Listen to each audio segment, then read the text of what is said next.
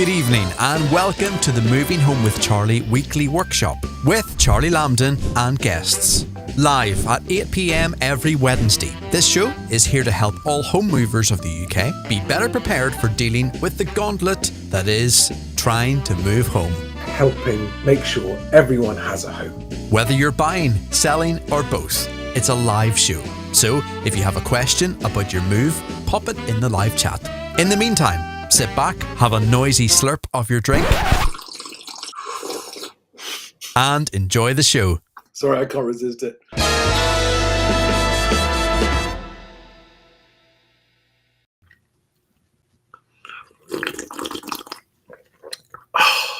Good evening, everybody. God, it's cold. That tea's nice. Welcome to another Wednesday weekly workshop with me, Charlie Lambden. This is Moving Home with Charlie. An extra special welcome to all new followers of the channel. This evening, three things. Nationwide house price index. Got to just touch on that because a lot of new followers and I need to remind everyone what it actually means. Secondly, I want to talk about the two massive organizations working against you when you are someone who's trying to find a house or buy a house or move house, so that you understand exactly why it's so difficult and therefore what to do to get around the difficulties. Let me just put the correct specs on for this evening. Who have we got here this evening? Oh, lots of you. Hi there, guys. Yes, Anthony Keeley, Saz, Sharon Smith, Marchin, Zvizikovsky, Jenny Ball, Nima. Hi, guys. Hi, all of you. Right, so this is going to be. I'm always going to take questions, but tonight's less of a Q&A and more of a explainer. And so it's all about the housing market, house prices, and house moving function, and why it all seems to be going against us all the time and getting harder. So in a minute, we'll just quickly run through Nationwide House Price Index that was released a couple of days ago, just to do a bit of debunking. And then we'll get into why, whether you are a socialist or whether you are a capitalist, building social housing in massive quantities until such time as the government's own housing obligations are met with its own housing stock is the only way house prices are going to become more affordable in the long term. It's the only.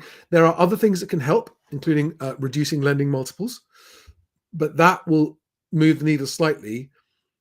But until and unless the government builds, or any government builds enough social housing to meet its own housing obligations, in other words, all of the people that it's legally required to provide accommodation for, then you, whether you are buying or renting, are competing with the government for housing stock. Think about that. And this has nothing to do with socialism or capitalism. This is to do with more people having affordable homes. Okay? It's not about building more houses for the private sector. We don't need many more of those. There are a few places where we could use some, but generally speaking, there are more than enough homes available for people looking to buy homes. It's not about building new homes. That's a myth, a widely perpetuated myth. It's about stopping taxpayers having to compete with government for a home. That's what's happening, right? If you're a taxpayer and you're trying to rent a home or buy a home, you are directly, in the case of renting, and indirectly, in the case of buying, competing with government-funded renting and purchasing. Okay? This is not a political point of view. This is a simple, logical, mechanical, mathematical, financial fact. Okay, and there are people calling for it. Now, some people think that when you call for more social housing, it means that you're a socialist and that the government should be paying people to have free homes. Not in the slightest. That's not why I'm saying it at all. Okay. I'm simply saying that while the law requires governments to house certain people at the taxpayer's expense, doing it using the private sector is bad value for taxpayers in terms of government spending, and creates competition for rented stock, and indirectly creates competition for house prices as well when you're buying.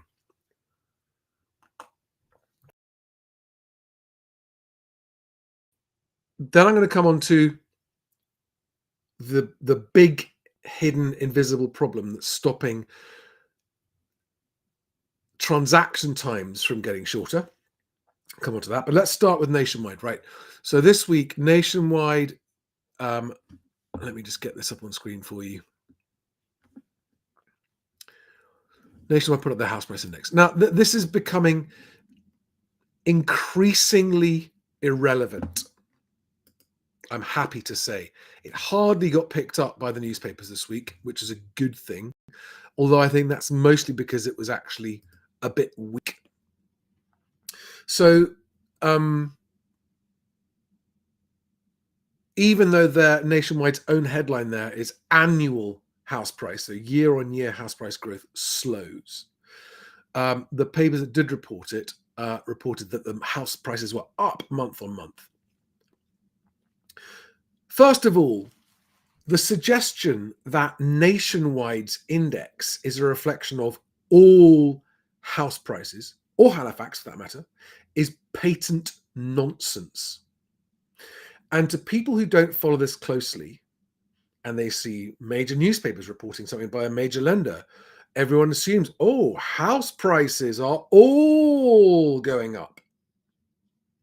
And that is just not the case.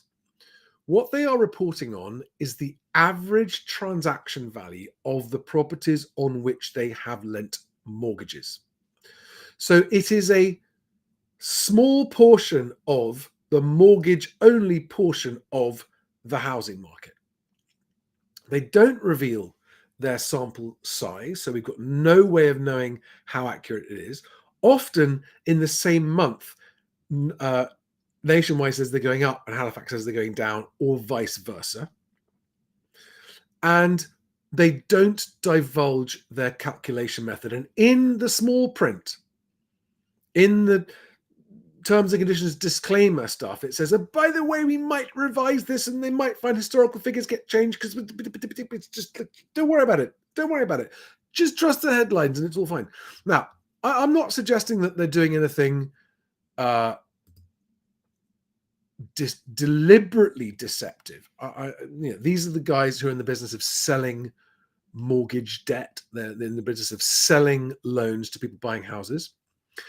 And they, the lending market, like the estate agency industry, seem to think that by telling you that house prices are going up, you're more likely to buy.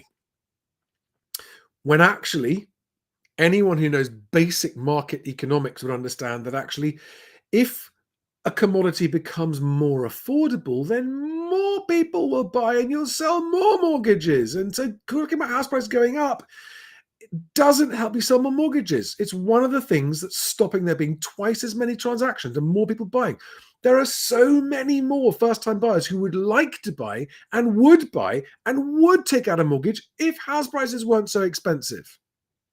And so trumpeting that house prices are going up is like saying we want to sell fewer mortgages. You big dummies. It's so meaningless, really. It's the one thing I put here is they've now said that year-on-year house price growth has fallen from 2.4% last month, the yearly house price growth in October, down to 1.8% year-on-year house price growth this month. It's not all house prices. It is the average of the ones that Nationwide are lending on. And it's seasonally adjusted, and it's hedonically regressed, and it's it's so manipulated, so heavily manipulated, they really can't call it an average at all. But nevertheless, it's worth noting that 1.8% is half the current inflation figure.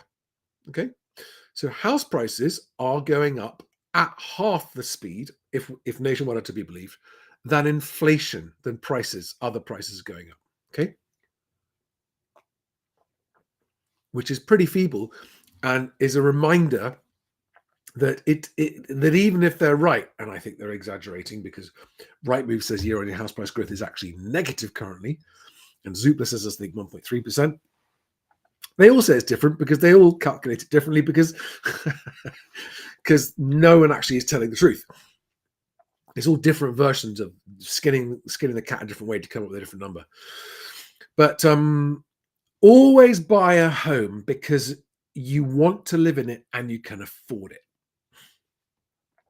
Don't buy a home because you think it's going to make you money. There was a time that was true, but that ship has sailed. Okay. And whether you are renting or whether you are owning a home, it's going to cost you money. That's the new reality. It's going to cost you money. And whether you rent or whether you buy is as much a non-financial decision based on other life factors as it is a financial decision. But I actually feel like I'm beginning to make some headway. I'm inching in making headway in spreading the news that buying houses is not the slam dunk safe investment that it used to be. Which is good because that's going to encourage fewer people to overpay. All right. And if you're thinking, but Charlie, we own a house and we want it to go up so we can afford moving up, it's not going to affect you. If you are moving from A to B and you're upsizing, this plays into your hands anyway, generally speaking. Unless you're upsizing from a flat to a semi-detached, that's going against you at the moment, generally speaking. All right. So what am I saying here? Generally speaking, these house price indices are to be disregarded. They are of absolutely zero use to you at a local level. I have put the link below to this, so you can actually see that more of the information. They've got some weird graphs here that again are kind of interesting, but not really that important, about house prices by England versus London and how different it is. Again, not going to actually make a difference to you. House price to earnings ratio.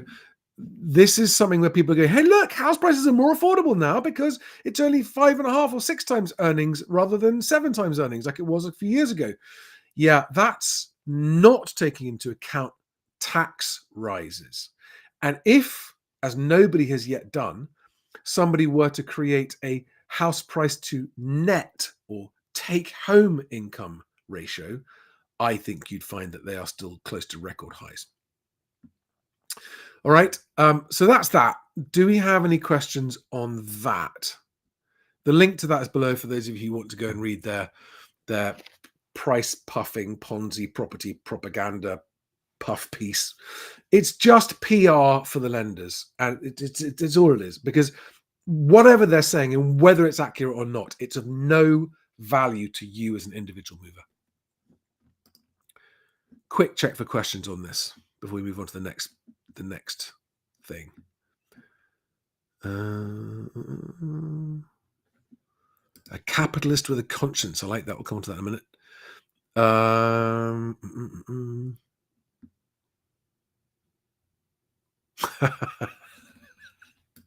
The actions lax takes the piss out of me, quite rightly saying house price indices are irrelevant. Here's a 1-hour video discussing them. No, that was 10 minutes on that one. And I've stopped now, but it's a debunking of house price indices. That's why I've done it. But yes, fair point. Very funny. Echo says the biggest problem I have is knowing what the house is worth. Can I come back to that? I want to understand why that's a problem. Why is it a problem? From the position of buying, why is it a problem? Does knowing what it's worth affect what you're willing to pay? Hello, Nevin Adams, who says hello from the desolation that is LinkedIn. Yeah, I hate LinkedIn. It's a terrible place, isn't it?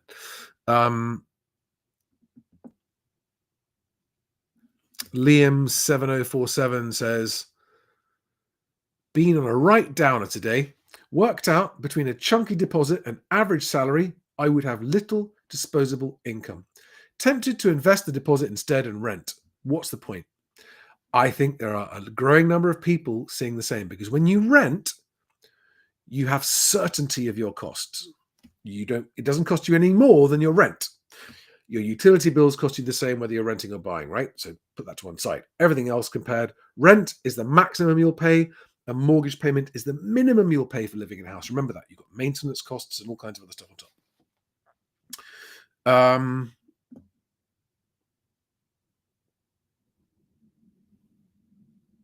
Okay, right. On to the next topic then. Let me get the captions back up here.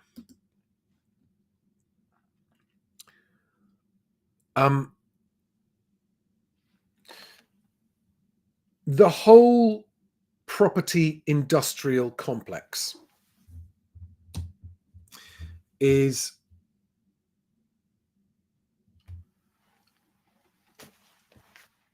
built up around the belief that there aren't enough houses and house prices are only expensive because we haven't built enough houses. Neither of those two things are true. A lot of people believe that, but it's supply and demand, Charlie, and that more people equals automatically house prices going up. Supply and demand doesn't operate in the normal way when funding availability and cost is a factor. Okay, 200 people might want to buy a house, but if only 2 of them have a mortgage, the other 198 people, frankly, aren't part of the demand for that house. At the moment, the government is currently renting, I think, don't quote me on this, I did a bit of rough research on this earlier, 770,000 private rented homes across the country. Okay, so the government is the single biggest source of demand, if you like, from the private rent sector in terms of one organization. It's a huge customer of the private rented sector. Landlords are getting paid billions of taxpayers' money by the government because the government doesn't own enough social housing. And that demand in the rental market pushes rents up and therefore pushes up landlord yields, and the yields therefore push up property values. And yes, buy-to-let investors are another massive source of house price growth over the last 20, 30 years as well, but that's a separate point, right? As long as the government is using taxpayer funds to pay rent for private rented sector homes for housing people that has an obligation to house, social obligation to house, everybody is losing, especially those in temporary accommodation. We are all losing. That is putting rents up. It's putting upward pressure on house prices. And it's a waste of taxpayer money compared to what it would cost the government to house all those people in its own socially built accommodation. Now, this is not a problem that can get solved overnight, but it is a problem that could get solved relatively quickly. And to those who go, well, hang on a second, the government hasn't got any money. How would it pay for building all these social homes? Well, a number of ways. I think that the building bond is the best way, because it would be seen, the numbers would be so predictable from an investment standpoint. The demand for the housing, the saving that it makes the government, the income or the yield on those bonds, and the social benefit and impact for social mobility and taking people out of temporary accommodation, which has a hideous cost associated to it. It's a win. The list of wins is massive from the government building and owning all its own. And yes, I know all the problems. Oh, but they can't get the land, and oh, they can't get the builders and everything else. Yeah, those are all solvable problems one way or another. And for as long as they don't get solved, we, the taxpayers, will continue to suffer as more and more money gets wasted paying rent and paying for temporary accommodation.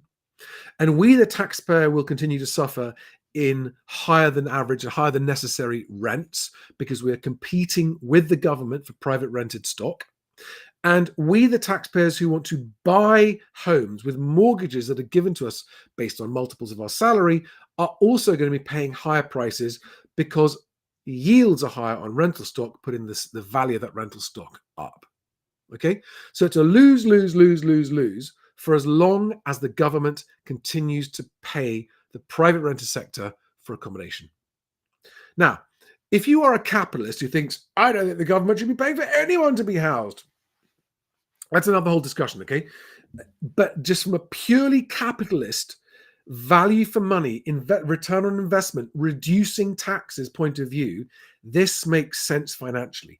It is better value for money for us as taxpayers if the government were to own all its own social housing.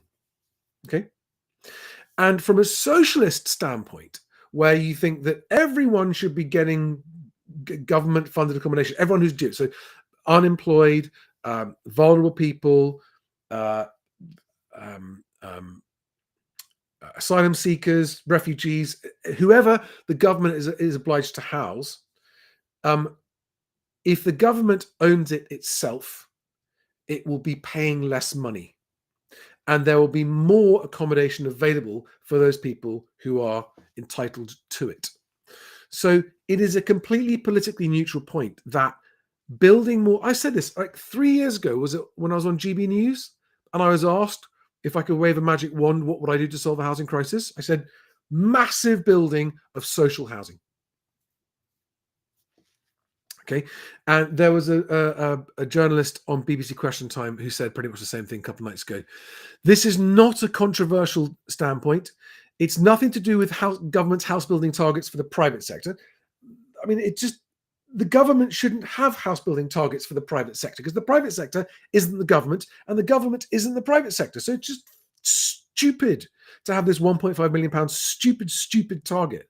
We don't need £1.5 million new homes. There are hundreds of thousands, in fact, over 1 million officially vacant long-term empty homes that could be brought back into circulation with incentives.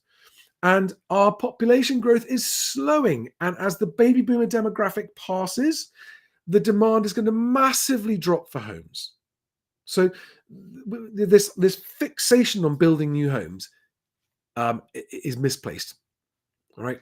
So for as long as the government fails to build the hundreds of thousands of social homes that it should be building, we will continue to be paying too much rent and too high house prices.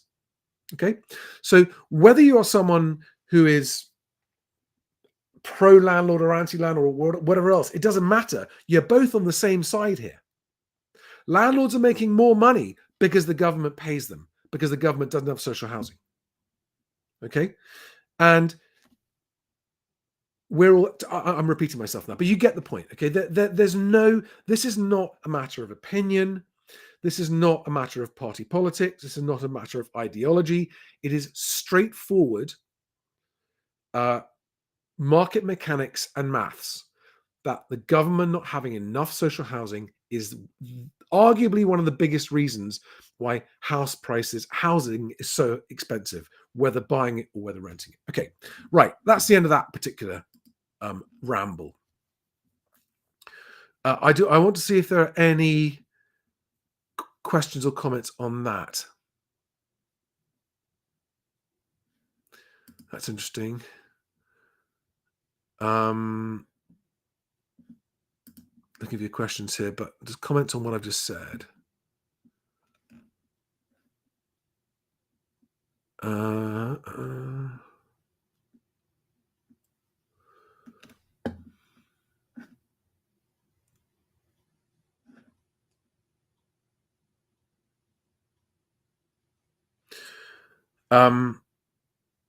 Yeah. There's also compulsory purchasing of the empty homes. The trouble is, a lot of the empty homes they aren't long-term ideal in terms of their state. A lot of them need to be refurbished, that kind of stuff. It would make sense to build modern, high efficiency, but in other words, purpose built for social housing. Okay, they should be thought of as stepping stone homes. They should be thought of places that people live to begin with, when they're younger, when they're out of work, whatever. But it's we shouldn't have people moving into brand new social housing forever. It should be, where possible, a stepping stone for them out to then move out into the private sector.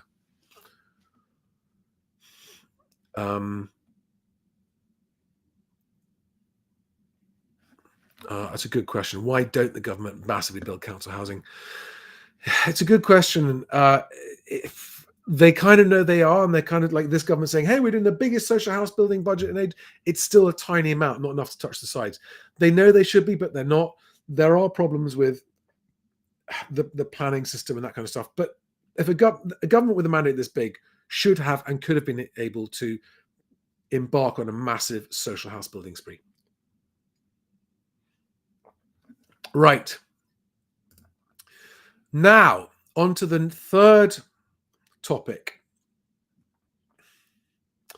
The one thing that frustrates all of us when buying or selling homes, and if you're an agent watching this, an agent point of view is very, very frustrating when your customers are buying and selling homes, is how long it currently takes, right? Transaction times, they are 20-something weeks. That's after you've had the price agreed. It basically, except for the people who get it right and do it well, and if you get it right and do it well, you can sell your home. From bringing it to the market to completing, you can do it in 90 days. Okay? If you are wise, if you choose your agent very well, if you market the property well enough to get multiple bids and don't have to get a chain buyer, you can sell a house in 90 days today, as I've been proving with my efforts with Carrington's. Okay, so why doesn't that happen more of the time? So long-time followers of the channel will know that I've been working with agents and with the industry at large to move towards, and this is why I'm building Best Agent, which is a housing transaction platform that I'm building, to just speed up the process, reduce transaction times for everybody involved. Okay, in a neutral way, not advantaging or disadvantaging anyone, just solely focusing on shortening transaction times, because that benefits everyone. On Friday, last week, I was in London, and I had an assumption blown wide open. There are okay, so roughly speaking, just for purposes of reference, it's about 50%, roughly speaking, give or take a couple. Your chances of selling a home when you put it on the market in England are about 50%. It's lower than that in London, slightly higher than that outside London. Broadly speaking, you've got a 50-50 chance. If you are an average punter and you go out and make your choice of agent in the typical way, your chances of selling at all, let alone at a price you want, are 50%. And even if you do sell, it's going to take you months and months and months. And that time is uncertain and expensive and. Now, there are some agents whose success rate is significantly higher. And this is what you should really be looking for in an agent more than anything else, but it's not published anywhere. You want to look for agents, and you want to ask agents what their instructed to sold ratio is. In other words, for every 100 houses that they put on the market, how many does that agent successfully complete the sale of? Now, anything above 65% is significantly better than average and pretty good. Above 75% is very good, but there are agents who get it in the 80s and even 90% who are outstandingly good, because there are always factors outside people's control that can affect a sale going through or not going through. And the list of factors that contributes to whether a transaction happens at all and how quickly it happens is long and complicated.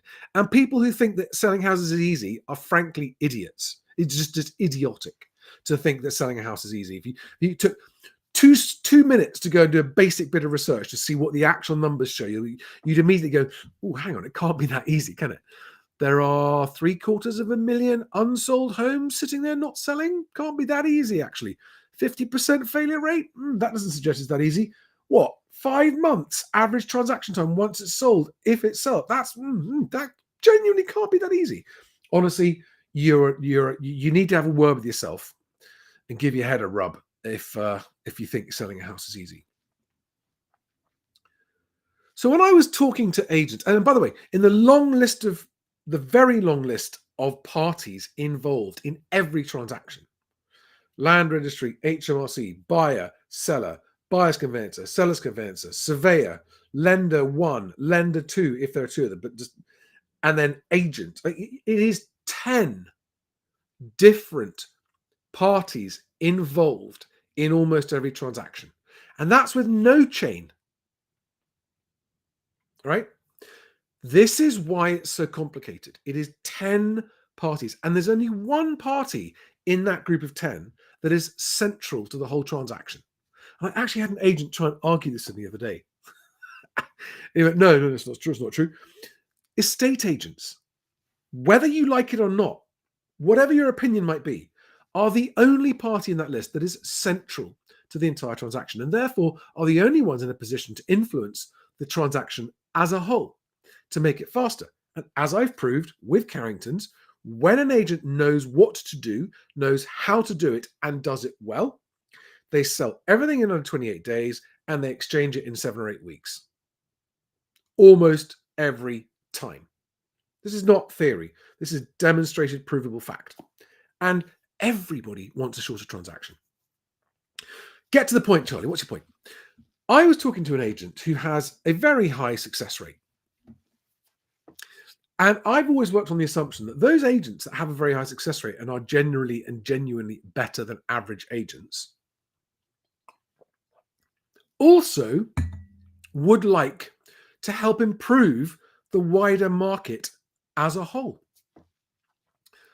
I've always thought that they would want to be part of the change that the whole country wants to see. Well, I was wrong about that. And I have now had one large, one medium, and one small agent, all of whom are award-winning agents.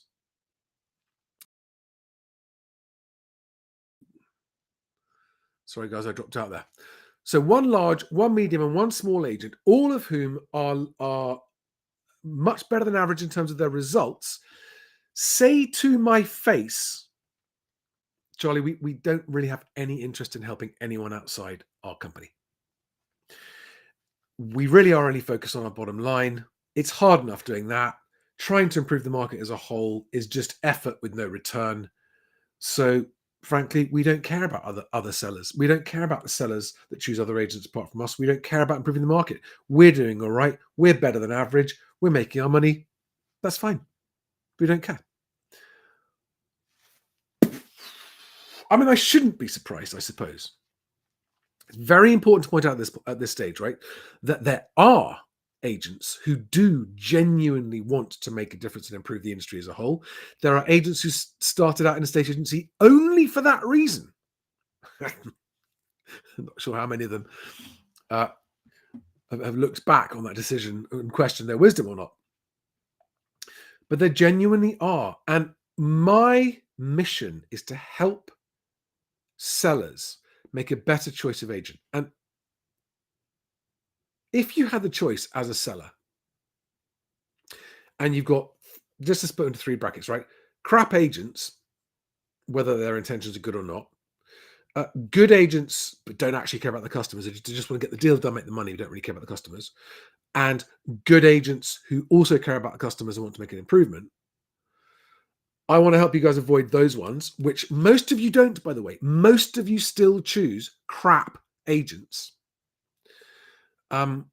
So for your point of view, as a seller, you might be, Charlie, we don't care about the industry either. As long as we sell our house fast enough for a good price, don't care. Fair enough. So you and the second class of agents are ideal for each other. You don't care about each other or the industry. You just want to get the job done, make money, move on. Fine. But for those of us who understand that the dysfunction of the housing market has much wider reaching deep ramifications for society as a whole, for social mobility, for people's life chances, for like a lot of agents, even if they're quite good agents, are completely unaware of the importance of what they do outside making money. They just don't get it. It's fine. So this revelation, which I suppose I really should have known, but I just perhaps gave too many of them the benefit of the doubt. It still blows my mind. The agents who are in a position to make a difference because they are good, they are doing well financially, they are better than average agents, actually consciously say, no, don't care. It's amazing. And I want to help more agents who do care about their customers be found by agents. And I've come up with a way to do it. And I'm right now preparing this campaign. And it's going to allow all agents who genuinely, by virtue of their conditions of business, their terms and conditions of engagement, demonstrate that they put their customers' interests at least on the same level as their own, if not higher. I am going to make it easier for those guys, for all agents for whom that is the case, to stick their head up and be noticed at no cost to them, and therefore easier for you guys, and especially you guys who've already been using Best Agent to try and find agents, to actually go, do you know what? I would love to actively avoid the agents who don't care about me or society or the housing market or improving the housing market or reducing transaction times. I don't want to give those guys my business. I want to, if you are one of these sellers, I want to give my business to an agent that, first of all, is good and can sell my house well, but secondly, that I know is also actually going to care about me and my outcome and also wants to improve the marketplace.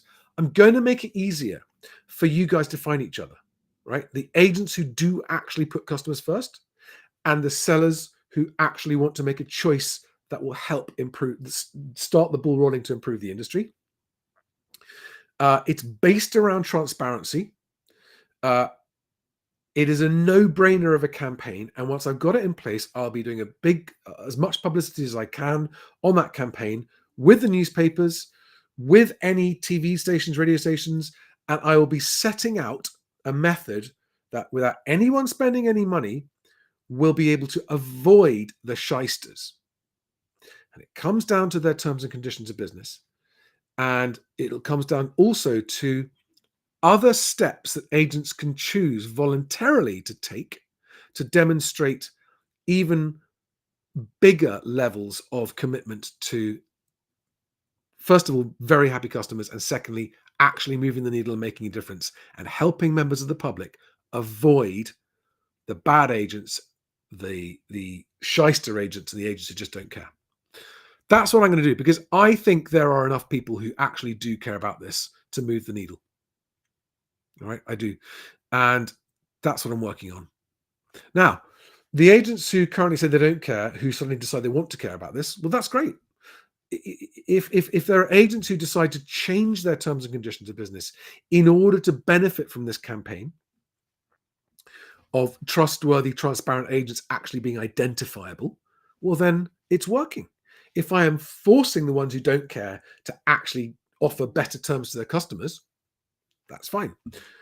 But yeah, the biggest problem that I had not fully appreciated is that the current owners of most estate agents tend to be older people. And because they're older and they've been in this game a long time, they are tired and they don't have the energy for the fight. But I have also met younger agents. I've recently met younger agents who do have that energy, that hunger, that appetite, and that motivation to genuinely make a difference in their local market and further afield if possible. Not only to give their customers good outcomes and shorter transaction times, but to start to move the needle and change how badly the industry is operating. So, choose your agent carefully. Even if you are a consummately selfish, don't care about anyone else, only care about myself person, you should be choosing your agent really, really carefully. Because when you choose well, you could be moved really quickly at top market price in 90 days. When you don't choose well, you could still be waiting a year, later as the market falls away and your opportunity to move on with your life and maybe your low mortgage rate coming to an end, all those things slip away from you when you're sitting on the market not selling. There is no bigger mistake when selling a house than choosing the wrong agent. Right. Let's take a few questions.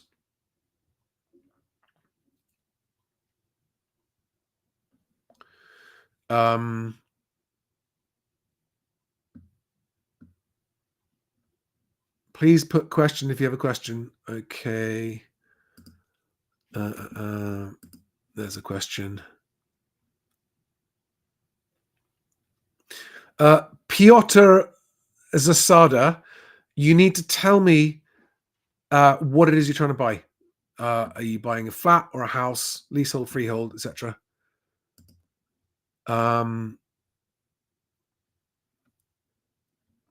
Good question there from JJ on YouTube. I'll get to that one.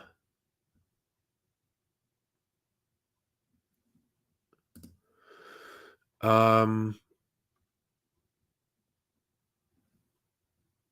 would I be housing minister? That's interesting.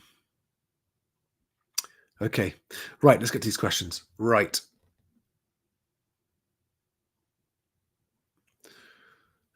Sarge on YouTube says, over 720,000 empty homes in England alone. I am a capitalist with a conscience. Even I think there should be some compulsion for these to be acquired by local councils to meet social needs.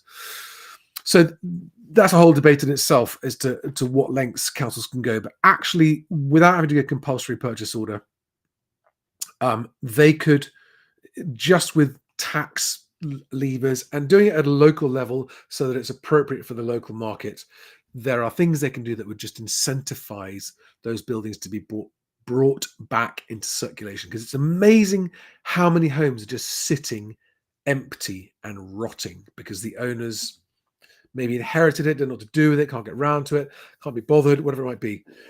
But there are things that can be done where off the top of my head, you can say, right, if a house is empty for more than a year without building work starting on it, and it's absolutely empty, not being used at all, then a heavy tax is going to be applied to it. You can keep it like that, but you're going to start paying a tax on it. Or you've got to rent it out, or you've got to refurbish it, or you're going to sell it, or move into it, use it.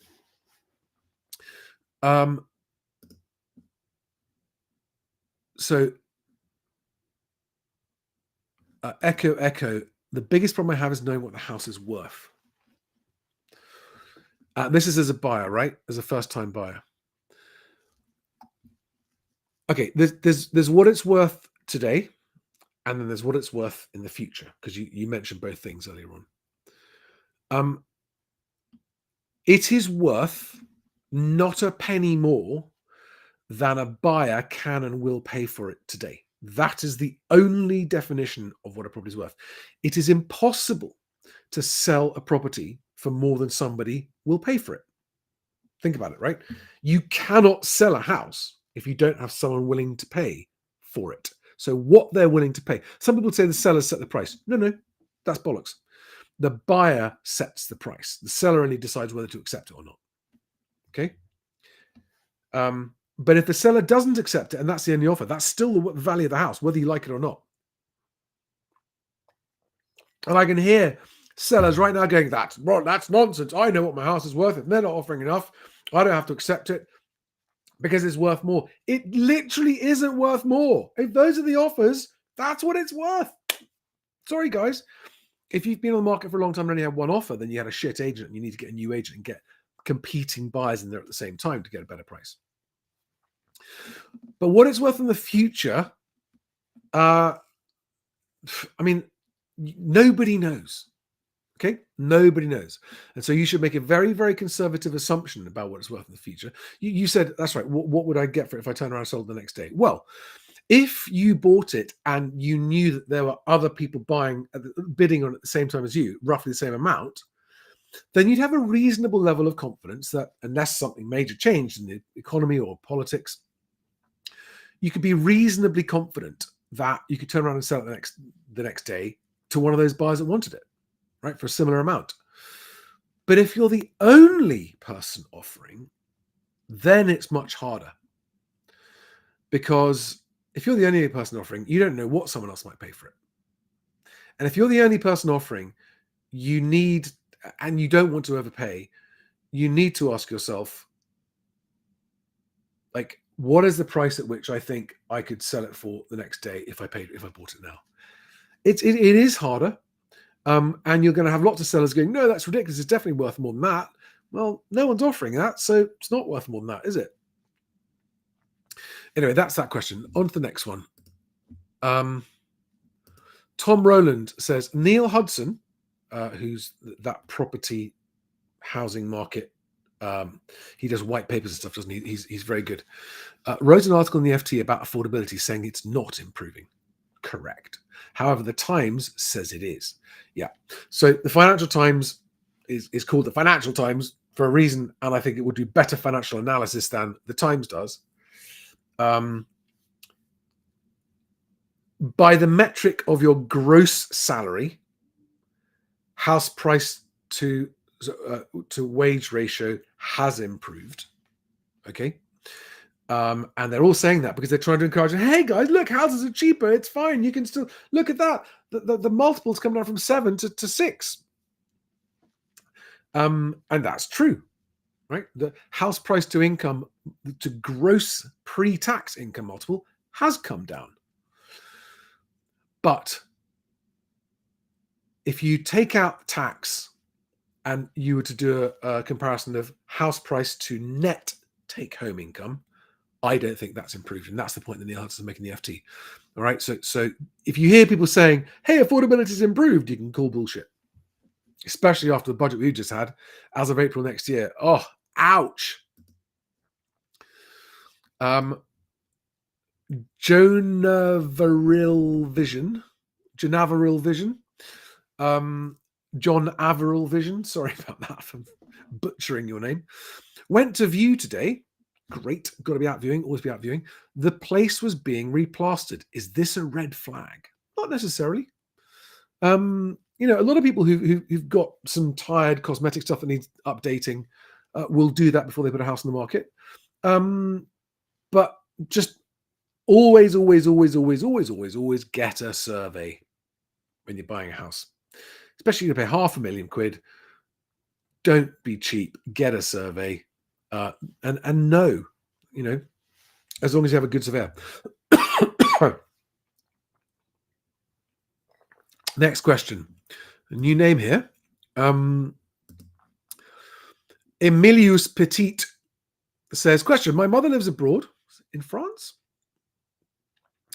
I'm guessing, but would like a cheap base in the UK. She is considering a holiday park chalet, which are bricks and mortar. Are they? More like caravans. But I'm led to believe they depreciate based on length of the lease remaining. In context, something like 80,000 for 53 years. Is this a reasonable idea, or should we consider regular housing? She is of pension age. I mean, it's a perfectly reasonable idea. Yes, you're buying a lease. There's going to be a service charge. It's going to depreciate. I don't know what age your mother is, how long she's expected to live there or use it for. I don't know how accessible it is if you're thinking about something that she's going to use indefinitely. It's hard to answer that without a lot more information, really. If it was my mother and I had the option of buying a freehold place, I think I'd probably go for that. But there we are. Sorry if that's not a helpful answer. Okay, Piotr Zasada says, Swindon, first time buyer, how long will this sideways or sliding market last? I don't want to miss an opportunity, but don't want to wait too long. Love your work, Charlie. Well, Piotr, if you love my work, sorry. Excuse me, it's very unprofessional to cough when broadcasting. If you love my work, you will know that what I always say is, don't wait. if you are in a position to buy a house and you want to buy a house, why are you waiting? That's what I would ask you. Why are you waiting? Because even if the market is going sideways or sliding, it doesn't stop you from finding somewhere and putting an offer in that you're happy with and getting it accepted. So I happen to think this sideways sliding market is going to last at least the rest of this government. Okay, but that shouldn't make you shouldn't be waiting for it. I'm really sorry about this. Got a real tickle in my throat. I might have to wrap this up if I can't stop it.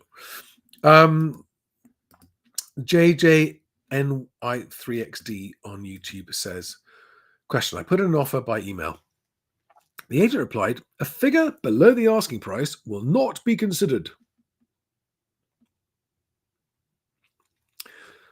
So I'm assuming they're not passing on the offer. What can I do next? Right. If the seller has given the agent written instructions to automatically reject any offer below asking price, then that email from the agent is telling the truth. However, there are agents who do that without that instruction. God, I'm really sorry, guys. I think I'm gonna have to knock on the head. I can't get rid of this tickle. What I would do in that scenario is I would say back to the agent, can you please confirm that you have written instructions from the seller to automatically reject offers below the asking price? If not, could you please confirm that my offer has been passed on to the seller? That's what I'd do.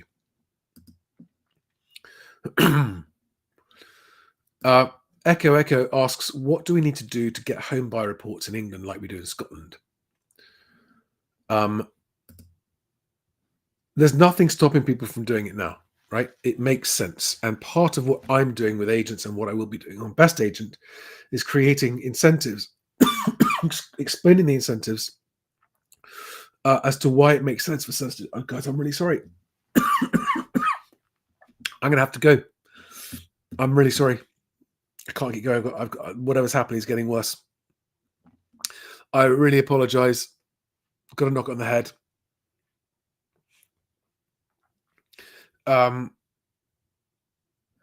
One question I'm going to take there. LVW House Hunter, is a listed building a mistake? Hard to resell.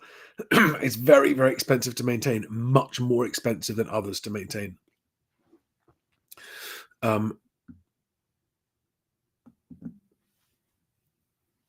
Yeah, I've got to go. Sorry, guys, I've got to go. First time that's ever happened. First time everything. If you're new, please make sure you sign up for my newsletter. And in the description below, there are links to my top 10 golden rules for buyers, 10 golden rules for sellers, 5 golden rules of making an offer, all in the description below if you're watching on YouTube.